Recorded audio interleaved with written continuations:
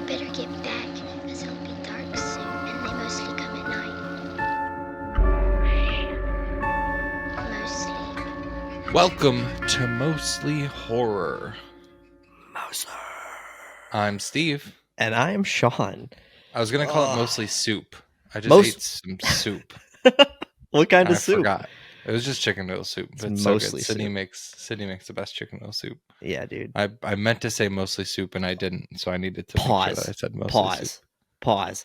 Can I say? All right. So I was on a FaceTime with Cam and them earlier. Yeah. Just for all the listeners, we've talked about this obviously at nauseum lately. Me and Steve don't live together anymore. Used to live together, don't live together. There's a lot of changes in that, and I was telling Cam, I'm going through changes. Yeah. But wow, just a big mouth plug in the middle of it for no reason. But Season dude, 11. So did a new season just come out?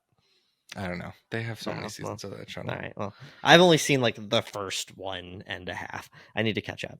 It's good. But so we're talking about like all the different stuff, and I was saying how I'm not going to go ahead and like dox us and our friends, but saying how you guys were all kind of living in one area, and I am far away at this point. Like we're in very different areas now, and Cam was like, "Oh yeah," he's like, "That kind of sucks." I was like, "Yeah, it's fine." Like I'm like, obviously I love everybody. I'm gonna miss everybody, but I have lived with friends and roommates for many years now. I'm kind of excited to live alone. And then I was like, I think one of the biggest negatives is that Sydney always has some shit cooking up, and I don't smell nothing cooking in my apartment. I'm not getting fed, because Ian was like, they started talking about banana bread. And I was like, Banana bread, Sydney yeah. used to fuck up some chocolate chip banana bread. And like, Yeah. so that is one devastating thing about this situation. After the apple orchard, she's going to be popping out those apple, the apple muffins or whatever she made last year. To me. Send one. Bye. That's fucked up. You guys hear this? You hear the disrespect? God. All right. What were you talking about? You were talking about something. Welcome to the podcast. I was talking about soup. Yeah, we don't have any guests this week. But Sean and I thought that we haven't had a guest for a minute, but the writers in AMPTP have agreed to a new contract to stop the strike, and hopefully the AMPTP agrees with whatever SAG wants, and we can go back to actually promoting things. We have a couple of things to talk about. Sean has some news to talk about. We want to talk about a wonderful show that we just saw. Yeah. And then we really wanted to spend this episode going over some unpopular horror opinions. And so I'm a big fan of the of Dreadit, the horror subreddit, and a couple months ago someone was asking, what are your unpopular horror opinions, and I thought this would be a good time to go through them and see our thoughts. Sure. But before that, some things you probably already know. I'm sure you already knew that. You only tell me stuff I already know. You already know what I'm going to tell you. What's your news, Sean? Well, so I got a few things. Also, it's so funny when you say that, I hear the soundbite play in my head, even though that's not, but I like our soundbite's cool. All right. You guys just heard it. You loved it. It's great stuff. So just a couple things, just a couple little bits of stuff that I'm personally excited about. I'm curious about your thoughts on it. So first off, we're both big Sinister fans. Did you hear that Scott Derrickson, in a recent like interview sort of situation, he was just saying that he's very open to the idea of returning for a Sinister 3. Did you ever see 2? I didn't. I know it's not great.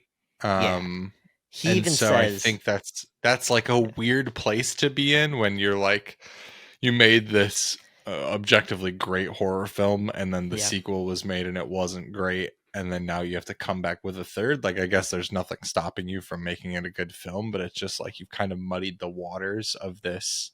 Sure. Of this franchise now. So yeah, it's odd, but I mean, yeah, I'm all for it as long as it has the same mix-ins that the original had. Sure. Because that is a spooky movie.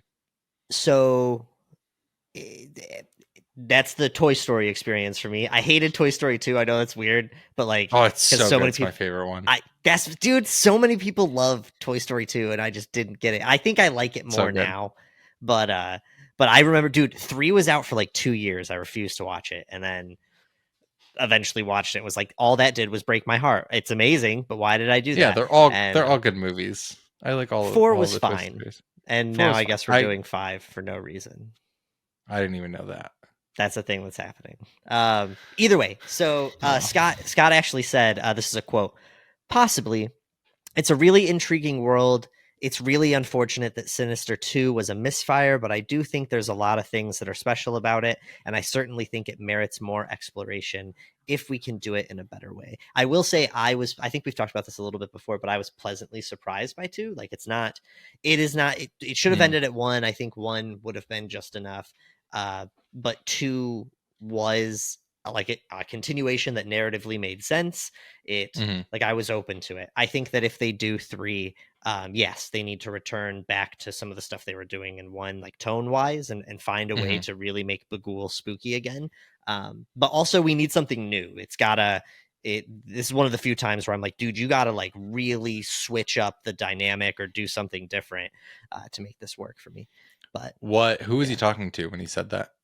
It's I had it earlier. I think they might have been in an interview because he has a segment in VHS 85. So I think that they were, it might have been with like a Fango correspondent. And while they were talking about that might have came up. But yeah, I just didn't want to spend too much time on it, but thought that was interesting. I thought that they should have left it alone. Yeah.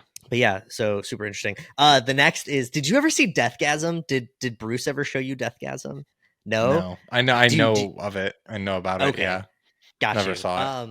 For any listeners, Deathgasm is a horror comedy that came out, I believe, in 2015, about a bunch of kids that start a black metal band and everything goes astray. It's got almost like Evil Dead elements and definitely an indie flick, but from what I remember of it, very fun and has built up quite a little cult following. Apparently, there is going to be a Deathgasm 2, and Guar is going to be in it.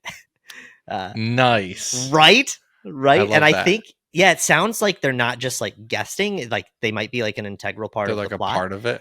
Right. So I obviously have to look more into that and talk with your connections. Yeah. Yeah. So interesting. Right. That's super cool. Yeah, that's for people that haven't seen anything with Deathgasm, you've definitely seen the images of the guy in corpse paint. Yeah, the guy in corpse paint sitting next to the blonde girl eating ice cream. Yeah, that's definitely. I've never seen it, and this doesn't look like it's anything that I'm interested in. But yeah, this is it has a Kickstarter right now. It looks like it's a third of the way to its goals. The tagline is "Evil comes again," and "come" is spelled interestingly there. I didn't realize that the guy who directed Deathgasm also directed Guns Akimbo, which is the movie where Daniel Radcliffe has 2 guns bolted to his hands. Wow. Which is very fun. That movie was a hoot. Yeah. That's the only way to describe it. A hoot. All right. Yeah. So I'm color me intrigued. That's what I'm saying. I also think that, I mean, obviously, looking at Deathgasm initially, I do not think that it's something that you're going to get a big kick out of watching by yourself, or like, you and Sydney watching it. But I think that if me, you, and Bruce and Cam, were hanging out and we threw it on, we'd probably have a good time. Whether or not you'd like the movie, I don't know, but we'd have a good time. So that sort of situation. So definitely curious about that. Also, I talked about this last week on my Lonely episode. But have you checked out what Trick or Treat Studios is doing recently? They put out a line of, if you want to Google it really quick, a ton of little guys, right? So they got minifigs, for lack of a but also just like figures in general. They have a Goosebump series that they're doing, and if you collect all of them, you get the pieces for. Wow, I don't remember his name, but the Bone guy that's like the Goosebump mascot in the marketing scheme that they were doing in the 90s, Oh early yeah, 2000s. what's his Yeah, I name? can't. It's like Scully. Nope. It's something, man. But either way, it's like you We'll figure it collect out. them, and they're also doing a Guar series, so that's why I brought that up. Was they? Yeah, And the figures look awesome for both. Didn't they announced like a ton of them? Like They probably have more. all at Those are just once, the I thought. two that I saw, and Yeah. was like, oh shit. Yeah, there's a lot coming out. That's But interesting. Interesting. Yep. I don't see the Yep, yep, Goosebumps one. Oh, Trick it's there. It's or- they don't even have a price for. Or at least they didn't have a price for it a couple days ago. Cannot afford, but would like to soon. I'm just gonna Huh. assume that whatever the price is, it's more than I can dish up at the moment. But Oh, I found it. Let's see. is there a price yet? I don't know if I don't think they have. Yeah. You can build a Curly. Curly is the name Curly, of the skeleton that's his boy. fucking name. That guy. That's Yeah. his name. Yeah. Yeah, I don't see any information for price, so that's okay. R.L. Stein needs to just write a story about Curly. I don't think he ever has. He's just a it's- mascot. Yeah. But so there's that.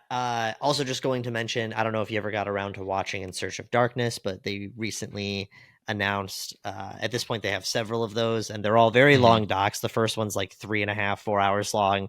It's fantastic, but they like the first 2 or 3 parts go through the very expansive catalog of horror films that came out in the 80s, and the next installment is going to be covering the 90s, jumping into the 90s, and I thought that was exciting, and Nice. I'm definitely stoked to watch that.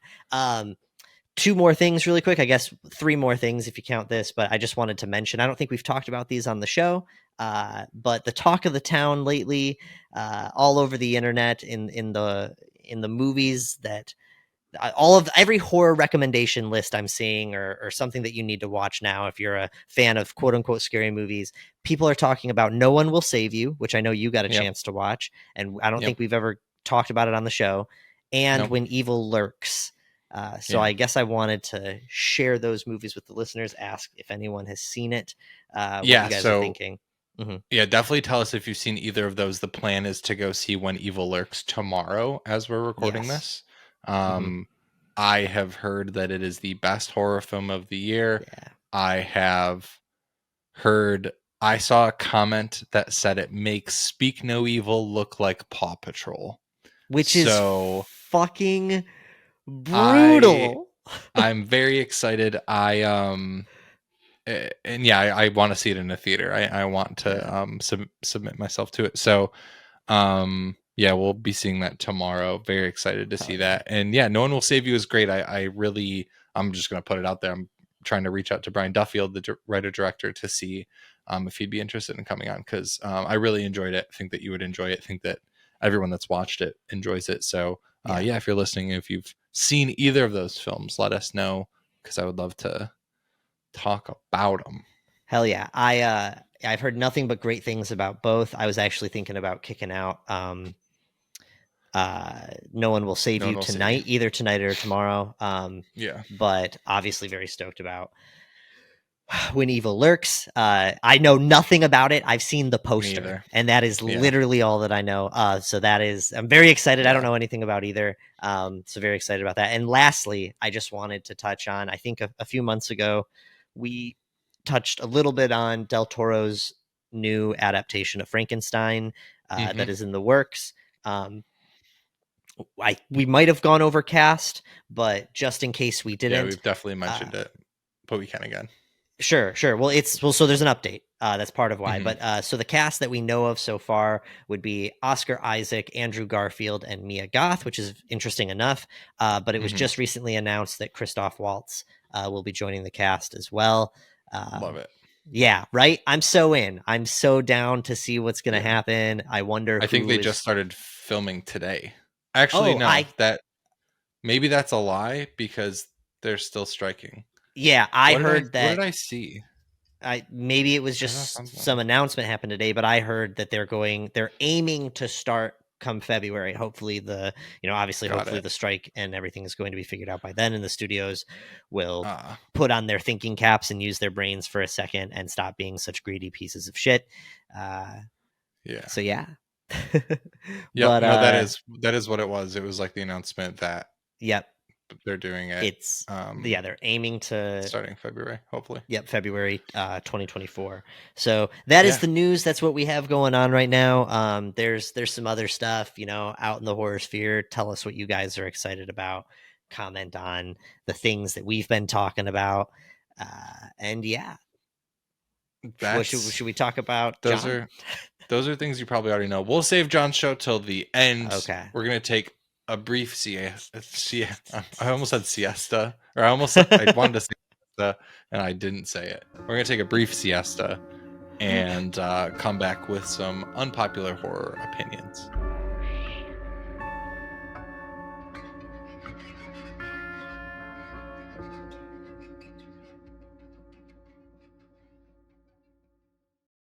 All right. I am really curious what you're going to think about these, Sean, because Reddit is a wonderful place on the internet, and it's also a cesspool all at once. And there are Dreadit, I enjoy the horror subreddit.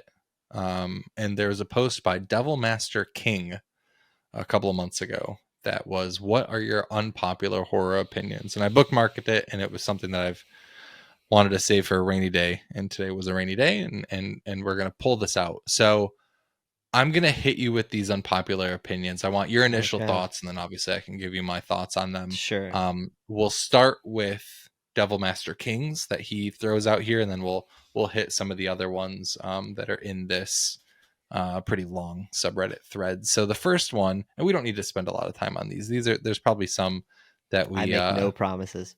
Yeah. So the first one, I don't think we need to spend any time on this. Horror doesn't always need gore to be entertaining. I think that we agree with that. That's not really an unpopular opinion.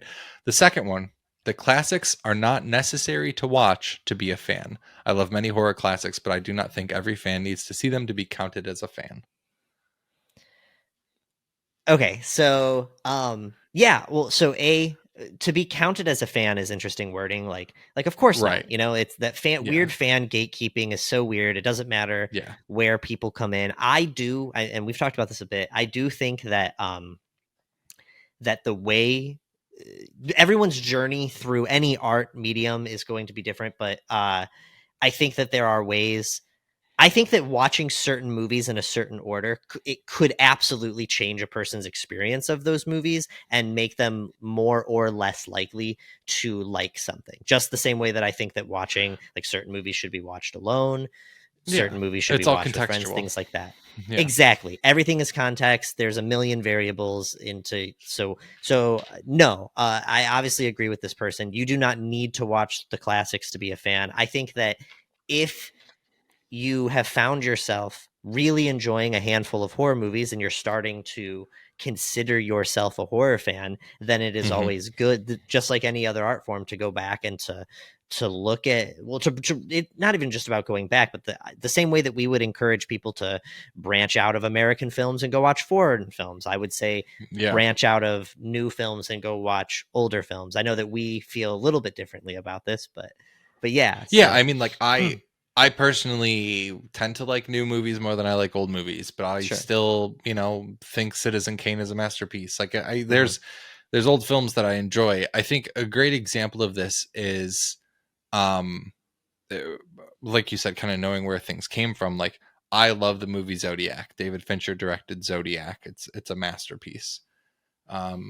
Zodiac was very heavily inspired by, and I'm actually wearing the shirt right now, and I've made it my recommendation before, but Memories of Murder, which you can't really see. Yeah. But Memories of Murder is a Bong Joon-ho film that came out in 2000 and something, 2003 maybe. And if you watch that, and again, it's an international film, but you watch that and you're like, holy shit, this has like the blood of Zodiac. You know what I mean? Like this is the same thing.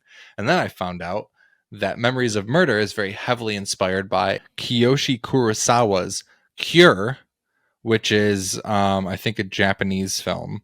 A Japanese film that came out in 1997. So again, I have this film that I love from David Fincher that's like a modern masterpiece, but it's inspired by this other film that came out before it from an international director. And that I then watched it and was like, holy shit, this is great. And then I watched Cure because I found out that this inspired Memories of Murder. And I'm like, holy shit, all of this old film and international film that I never would have seen and never would have thought about watching exists. And so I think it's just you have to watch all of it. Exactly. It's art. Art informs art. Art begets art. Whatever the fuck people say. Begets. Begets. No, it begets. Dude, it seeing like the evolution of something is so fun, and there's like huge. Okay, so like something that's more popular, Stranger Things. If you watch Stranger Things, I mean, really, that whole show is just filled with homage after homage and direct influence. But dude, specifically the latest season 4, that season would not exist without Nightmare on Elm Street. The idea of someone watching season 4 who's never seen Nightmare on Elm Street, which I know plenty of people, that is exactly what the case. That is so interesting to me, that someone could see those things and it be the first time they see those things. And maybe there's a beauty and a merit to that, and they got to experience something that I didn't because of my previous knowledge. But I think that if you love the art form, we're in agreement. Going back and just kind of seeing the evolution of it and seeing where all of these things come from is fascinating, if nothing else. So yeah. But listen, if you like horror and you've only seen new horror films, you are still a fan of horror. Absolutely. The next one is, and I think that you and I agree on this, but the concept of remakes are not that bad. It's just how they are executed that is the problem. I think it's very obvious. If you guys want to know our thoughts on this, just listen to all of our episodes because we talk about it in every single fucking one. Remakes, listen, a remake can be just as good as an original. A remake can be just as bad as any original. Like, give me a remake that's better than the original. Go. Yes, a remake that's better than the original. Yeah. Well, that's so tough. Okay, so this is hard. I'm gonna think about it while you think about it. Well, so I would say John Carpenter's The Thing is a perfect example of a remake that is better than the original. The original is fun. It's hard to compare those two things because they are separated. I mean, granted, I think they're only separated by like just over 20 years or something. I don't know the exact date of the original. But I think it came out in like the 50s, maybe the 60s, at which point it would only be 20 years. But either way, completely different worlds at that point, culturally. So it's hard to compare them. But in terms of which one's going to stand out and have a longer lasting impact on the viewer, I don't know. That's a whole episode in itself. But but I would say that is a perfect example. I think that the Evil Dead remake is obviously something that I've championed a lot on here. The 2013 reimagining, revisiting. So that all gets complicated. But we love remakes on the show. Yeah. Or at least we love the opportunity for a remake to be. I don't know. Either way. I agree. The next one is, and I think this goes back to the old horror, but black and white horror is really entertaining. That's an unpopular opinion. I don't think it's. I mean, I agree. The black and white if you have a chance to watch Frank Darabont, I think The Mist, the Stephen King adaptation, The Mist. Dude, that's so funny. There's a black and white version of it that is on the special edition for sure. Mm-hmm. The black and white version is better than the version in color. Absolutely. I mean, Sean and I watched Young Frankenstein not too long ago. Young Frankenstein is a black and white, it's a horror comedy, but it's wonderful. So the color of the film does not change the film. I mean, it does. Well, it does. It does. The color, making a film black and white is not a detriment to the film. No. It's so my main pausing there was trying to understand can you say read that exactly as it was worded again? It's what are your unpopular horror opinions? And one of them is black and white horror is really entertaining. Sure. So I think that, black and white art in general, whether it's photography or a painting or a movie, can be beautiful. Like experience something that is just in a grayscale value is an interesting way of understanding light, and it sets an aesthetic and a mood that is beautiful in itself. And I think it's all just about serving the story. Like again, a black and white movie can be.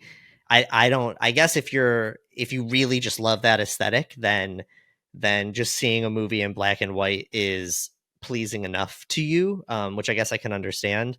But I think it's all about what serves the story, and or like if you're going back and looking at history, then there's you know like an appreciation of that in itself. I watch a lot of Twilight Zone. I watch a lot of black and white stuff. Yeah. So, and I know that all of those episodes would be, I mean, they were made in, I think Twilight Zone started in 50. They could have done those in color and they chose not to. I'm pretty sure that Rod Serling fought for that. And the show is absolutely better because of it. You brought up The Mist, which was funny. I was going to bring it up. Did you get your thing yet? Did you get No. no? I got It shipped mine. though. Got you. Fuck you. Dude, it's sick. Oh, I too.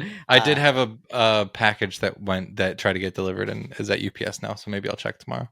Yeah, that's dude. Same thing. I had to go pick it up from they have like a drop off spot. Our listeners Either way, care so much about this.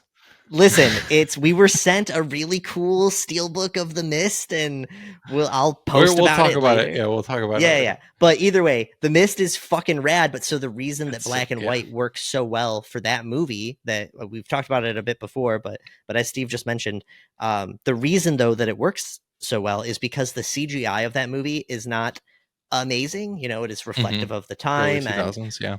Yeah, but the black and white makes the CGI blend in with the rest of the world better. It creates a completely different mood and fuses. It makes it more realistic. The CGI just doesn't stand out as much.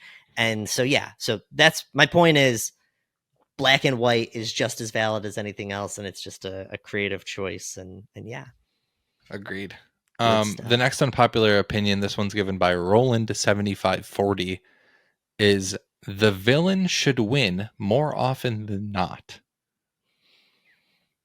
Specifically in horror.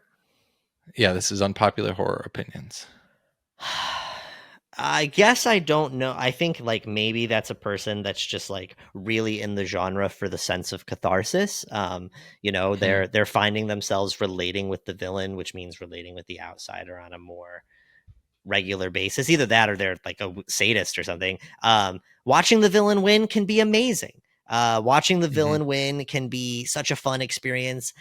Even if you hate the villain, even if you don't resonate with the villain, sometimes it's just cathartic to see some fucked up shit happen and be like, fuck, like I'm glad that wasn't happy and that it didn't try to like fix this horrible tale that it just made me endure. But if like every horror movie was like that, or every movie was like that, then it would just get boring. I think that the narrative decisions made in a story should be to serve the story. And so if it makes sense for the villain to win, then the villain should win. And if it doesn't make sense for the villain to win, then they shouldn't.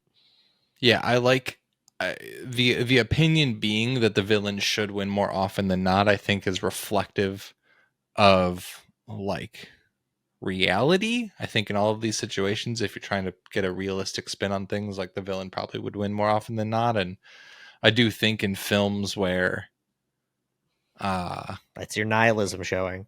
Yeah, I mean, yeah, I think honestly, like in really more nihilistic films, like the villain wins more often than not. So I don't like disagree with that, but I don't think that I don't think that there should be like a holistic change that's made to the writing of horror films. But this next one's really interesting, by positive_weight 4348. Their unpopular opinion is, I think the wrong things get remade. I know that from a business perspective that remaking something well-known / liked is the way to go, but man, remaking those well-meaning failures that just needed a better budget and a steady hand would be better, in my opinion.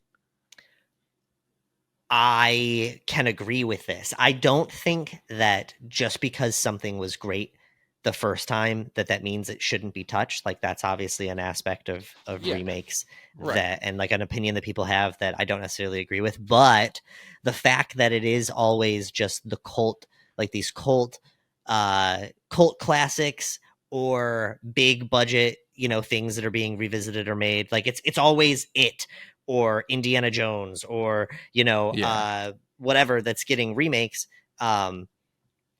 I agree. The fuck ups, fixing the fuck ups would be kind of cool. But I think this is where you get like, The Crow, which like, again, I still haven't seen The Crow, but like the fact that The Crow is getting a remake, I feel like is a good example of that. Not that it's like a fuck up movie or anything, but it's like a pretty, it's like a very niche type of film that's getting remade to a wide audience. You know what I mean? Like, sure.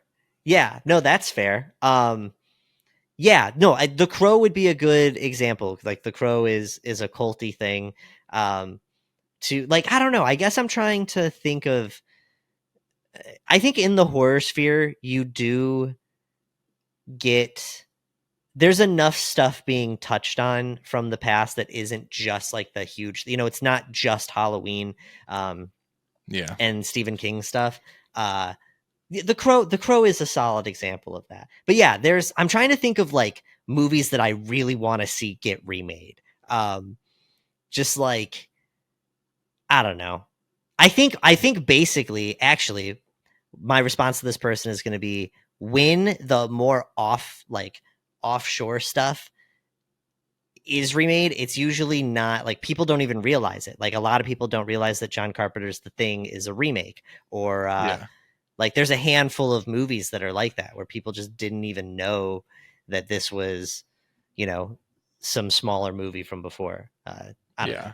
I also think to that point, it's better when like the lesser known, but like the when the horror films that have like fallen to the wayside get remade. I'm thinking of like specifically like Arachnophobia.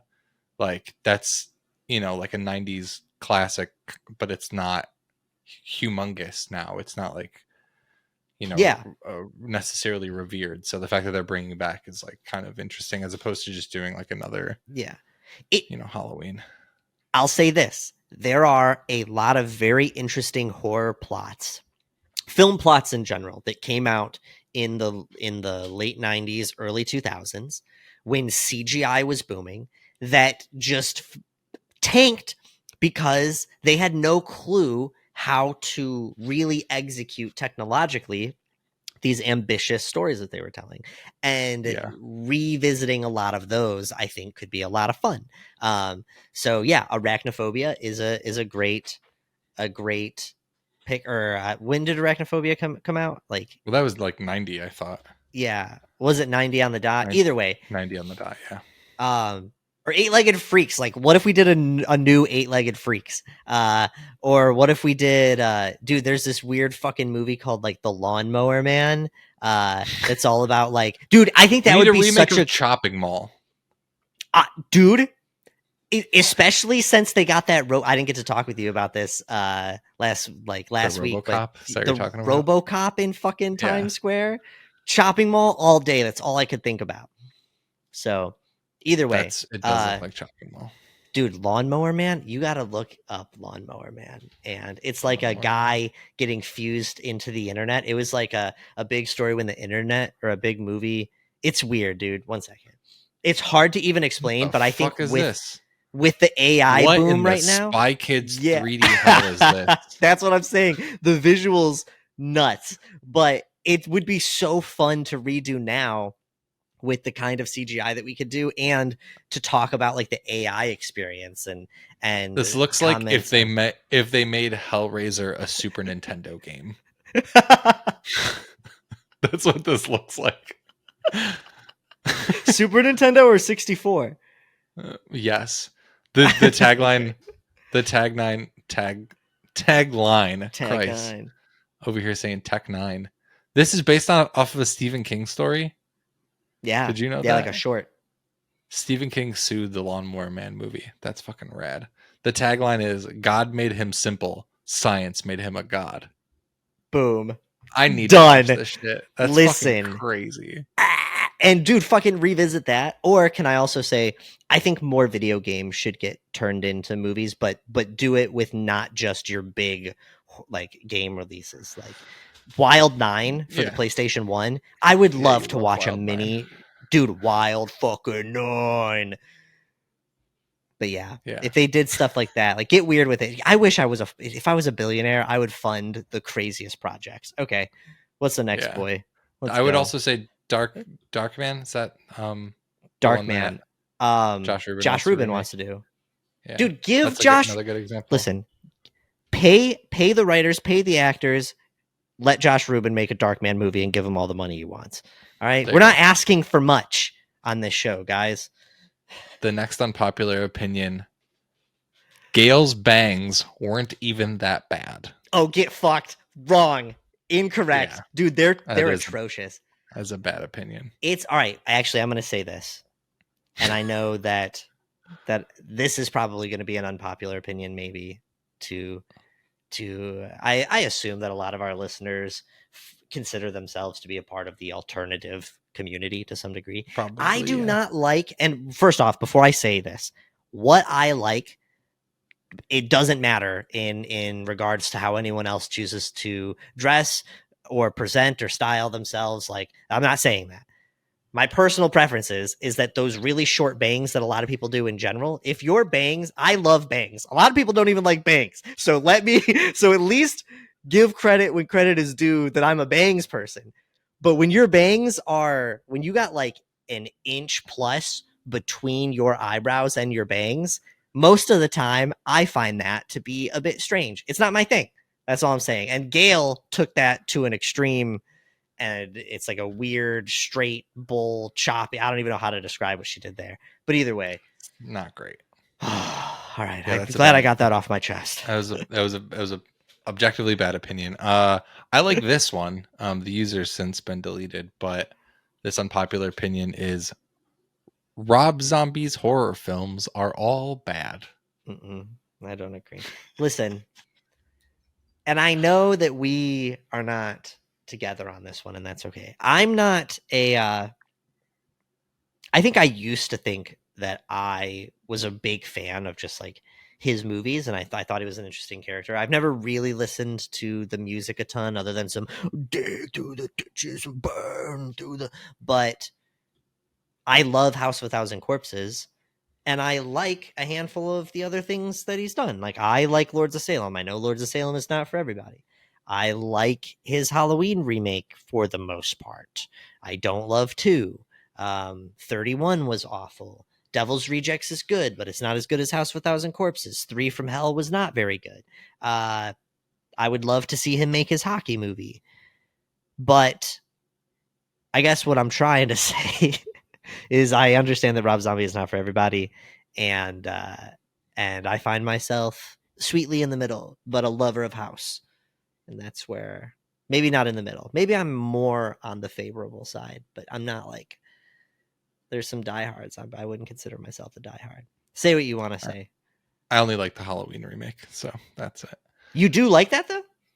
Yeah, I really like the Halloween remake's one of my favorite Halloween movies. It might be might be my favorite, even. Interesting. Yeah. Is it like the little Michael stuff is what does it the most for you? Just the vibe. I think the vibe's just good. I think, dude, vibes are the vibes are good. You know when he beats the shit out of Rudy in the woods, the vibes were fucking solid, dude. Exactly. Fair enough. Yeah. So my feelings about the classic are not that they don't need to come out here. But I guess this does lead us to another unpopular opinion by Kabam1. Like it's like Sex Bomb, but it's Kabam. Where Kabam? Their unpopular opinion is it's okay to dislike the classics, especially if you're a newcomer. Some of them are just not watchable. I think this is fair. Kabam. So it's not. Yes, it is. It's totally fair. It's maybe just not watchable is a little much, but yes, I would say that comes from curated taste. Like the same way that I would find certain other things. Like, I'm not a big fan of movies before like synced audio. Like, even I cannot do like the silent movies Right. where they basically just laid tracks over it. Even as like, I can watch, like, there's a handful of clips, but I couldn't sit down and like consume that for a long period of time. But there are plenty of people who can, and especially if you're much older, I think you're more apt to do that. And I could imagine that kids from today will have a harder time watching even some of the stuff that I would watch. My point is, I don't like saying not watchable, yes, but I understand that like it's not for everybody, and the things that this person has probably taken in and has built their taste on probably makes that less appealing. But I would challenge them to. I bet that I could curate a handful of a couple movies that they would have initially been dismissive of, and show them to them in a way that could make them realize that they appreciate them more than they thought, which could then lead them into realizing they like that genre more. But there are exceptions, like you. So, Yep. This next one's pretty specific, so I'm curious what you think. X is an overrated film. Pearl is good, but not a horror movie. X gets its ratings inflated by general audiences for the porn and by critics for the message. I think that for the most part, I agree. I don't have as much of like a to my statement. But I think that X is a bit overrated. I thought it was interesting. Chelsea, we gotta pause. Chelsea, can you give us a? I thought it was interesting. All right. But I had fun with X, but like we talked about, I feel that X pulled some of their punches. They had this chance to really dive into certain things, and I think that X is not by no means is X perfect. And yeah, but it was really interesting to see how critics and audiences really latched onto it. Like for a few months there, it was all that anybody was talking about. And Pearl, I still have to like, I'm still in the spot where I think I talked about this on here. When we went and saw Pearl, we had friends in town. We had just gotten back from the bar and seeing our buddy who was the bartender, and he got me loaded up, and I fell asleep during that movie. I fell asleep like 10 minutes into that movie, and or maybe like 20 minutes into that movie, and then woke up at the end. And I don't remember much of Pearl. I need to rewatch Pearl. But yeah, so I agree with you, is my point. I agree with you. Yeah, I'd be curious though to know. Yeah. You said you don't agree? No, I was gonna say I don't really think either are like amazing. Yeah, they're fun. Yeah. Like, I'm not that. This is not to put them down. They are fun. Well, the X is fun. We had a great experience going to see X. But X is not in my. I could name 20 other horror movies I like before I got to X. So yeah, well, of course. Yeah. All right. The last for the last unpopular opinion that I'm really curious to see what you think. This unpopular opinion comes from Ersatz Baroness. Sorry, Ersatz Baroness. Their unpopular opinion is aliens aren't monsters, even though they can be monstrous. That is a statement that is about semantics. What is the really quick, what is the definition of monster? Because I know what my concept of monster is, what I feel societally a monster is. 1 second. I'm looking it up too. All right. Webster's Dictionary calls monster an imaginary creature that is typically large, ugly, and frightening. Is that imaginary is the definition? Well, all right, here we go. Dictionary.com. A non-human creature so ugly or monstrous as to frighten people, or any creature grotesquely deviating from the normal shape, behavior, or character. Before To I which I say would what say that would be an alien. well, I was going to. What would you say in general that you agree with? Like, what is your personal whatever on the word monster? Like, would you expand on that, or would you? I think monster can mean multiple things, and they're all true. Yeah, I would say like, monster is like anything that's non-human. Any non-human. I guess personally, I would say it's anything that is like. I'm trying to think of the best way to define this. Like, I think if there's a horror film with like, I don't know, AI or something, like I'm not going to call those monsters. I think a monster is like a demon or a creature or an alien. I would call an alien a monster. Yeah, because like the universal monsters are humanoid, right? yeah, So yeah. Well, so this is where I go. Like, I haven't thought about this a lot, and it's making me think a lot about it right now. I think, well, just I have to like figure out how to even say what I want to say.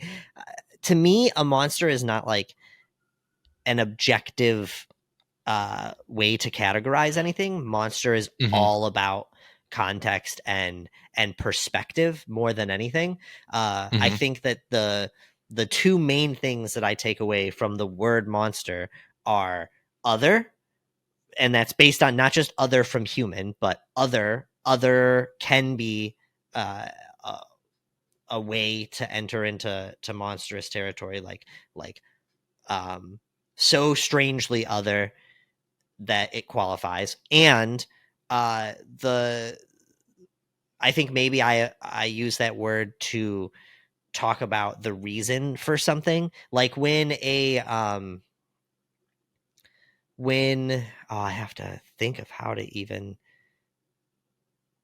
when I think of like a wolf chasing down like or a fox chasing down a rabbit to kill it, like I don't see that as a monstrous act. But when because that's just like a thing that they have to do for nature. But when I think of like a person kidnapping someone and torturing them and killing them, like I see that as a monster, like not just a word used to describe like bad, but I would qualify that. I don't know. To me, I guess alien, I would say that aliens can absolutely be monsters, and I need to think a lot about that word and what I place under, because I wouldn't say that just imaginary or non-human. I would like a shark can totally be a monster in the right situation. yeah, Like that's why they Bruce freak is me the the fuck out. monster in Jaws. Yeah. Bugs are little monsters. They are so weird to like us and our perspective that like the only reason we don't call them monsters is because they're tiny. But even if you took an ant and you made it really big, that is a monster, you know? I agree. So, but I think that people can be deemed monstrous and deemed a monster and it not just be metaphorically. So sorry, that turned more into a whatever about, but I don't, I guess to get back to the person's question, I don't think aliens are monsters for the most part. I think they're probably very, very, maybe friendly isn't the right word, but I don't think that they're The xenomorph is is a monster. Well, if we're talking, I mean, yes, absolutely, the xenomorph is a monster. But the real aliens, the real aliens, I don't think are monsters. Yeah, we're talking horror films. Maybe some of them. I don't know. All right, that was going to be the last one, but this one just made me upset and is definitely an unpopular opinion. So this last one is Alander's 06. If the horror comedy ceased to exist, I wouldn't mind. Like the genre? Yeah. Hard disagree for me. I think disagree for me, not as hard. Need to watch horror comedy. We should do, I think we always, we talk about the blend of horror and comedy with a lot of our guests, and we have broken down a horror comedy or two on the show, but maybe we should have an episode that really explores like the best and the worst horror comedies. What do you guys think, listeners? What do you think of like an episode that's really like diving into the horror/black comedy world and just like what we think the best and the worst are and why they do and don't work? Like maybe We should bringing just bring on more people on from horror comedies. Well, yeah, but I would like to, instead of just breaking down their movie, like it would be so fun to bring on Josh Rubin again to specifically Yeah. talk about that, you know, without just a specific film breakdown. I don't know. But either way, it's a conversation I'm curious to have, mainly because, like I've said many times on the show, I have not always been the biggest fan of horror comedies. I know that if horror comedy were to disappear, it would be one of the subgenres of horror that is going to impact me the least, but it's absolutely going to impact me. There are amazing ones. I'm not saying it would mean nothing. Shaun of the Dead is fantastic. Werewolves Within, fucking fantastic. What are other horror comedies that I really like? You know, there are plenty. Yeah, Maybe I not love horror plenty, comedy. but there are a few. So those are the unpopular opinions of the day. Hope you guys enjoyed that segment. That's it. We're gonna take another brief siesta. I'm gonna say it correctly this time. And on the flip side, we're gonna come back with our mostly horror recommendations of the week.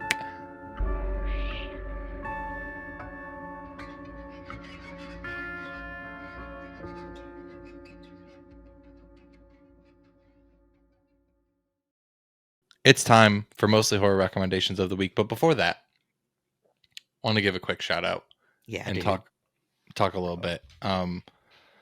Back episode something or other, we had on our now friend John Rapson, who is a listener of the pod and is Beetle Bamford in the Broadway show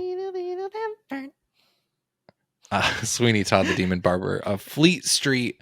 John is a wonderful human who also hails from the Mitten State, and Sean and I were lucky enough to be invited to his Broadway workshop of his one-man show, The Hollow.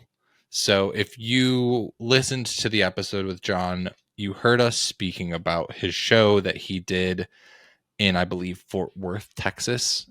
He did a run of it, I think, over a year now, a year ago now, probably 2 years, where he put on the show in Texas.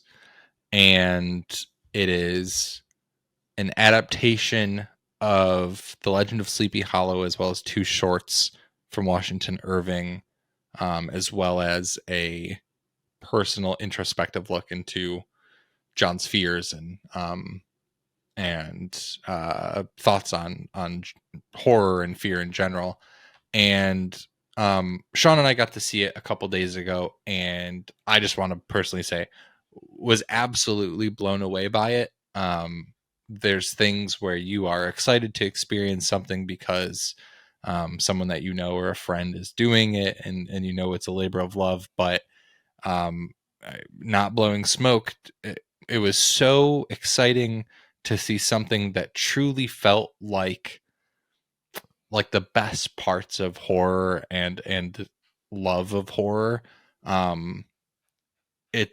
don't even want to spoil it, because I think anyone that's able to see it whenever John is able to do the performance should see it blind. But it's such a wonderful mix of an amazing performance by John, but also this love of the craft, whether it's illusion or magic or shadow play or lights and sound, production design, like all of these different elements coming together. And it was just wonderful. Like I was so happy, and have been so happy since seeing that. And just like the way that it made me feel, especially like early in October. So yeah, wanted to, I know that you have stuff that you would like to say about it too, but I mean, you said it all great. It's you're absolutely right. It was, obviously it was exciting to see, because we've had the pleasure of getting to know John a bit, and so it was just exciting to see a creative friend thriving in their element.